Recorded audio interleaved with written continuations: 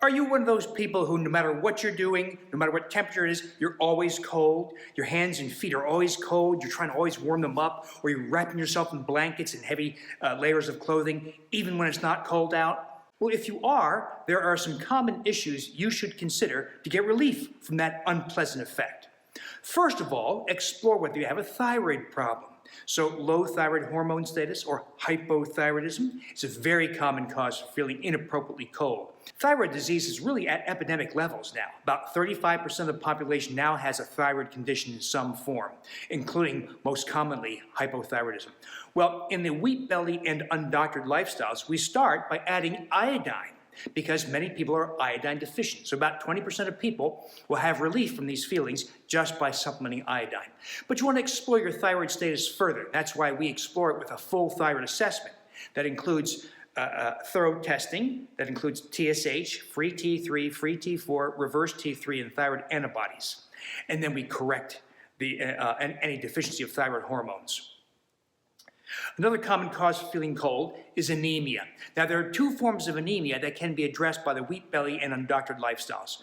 First is iron deficiency anemia. That's because when you banish all grains, you get rid of grain phytates. And phytates bind the iron in your diet, and you pass it out into the toilet. That's why many people with iron deficiency anemia go back to normal, a normal blood count, when they banish all grains. Another common form of anemia is B12 deficiency. Now, that one doesn't respond just to the wheaten grain elimination, even though wheaten grains initiated it. And that's because wheaten grains, the gliadin protein, initiates an autoimmune gastritis, autoimmune destruction of the cells of the stomach that produce B12, or produce the protein that binds B12. And unfortunately, when you go wheaten grain free, even if that process was caused by wheaten grain consumption, it doesn't reverse, because the gastric parietal cells that produce this factor to help you absorb vitamin B12 does not regenerate well. So that has to be evaluated specifically. But think about anemia in one form or another if you're always cold. Third, failure to take in prebiotics. So you have several pounds of bacteria living in your gastrointestinal tract, and they produce a lot of heat. So a lot of body temperature is determined by the bacteria in your gut.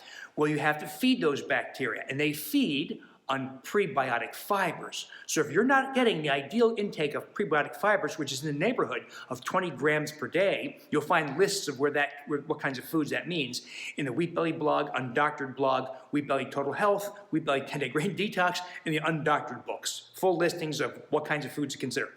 If you're not getting enough prebiotic fibers, your bacteria are starving, and they're not able to metabolize nutrients and generate heat. So getting an appropriate amount of prebiotic fibers is very important for maintaining a sense of warmth also.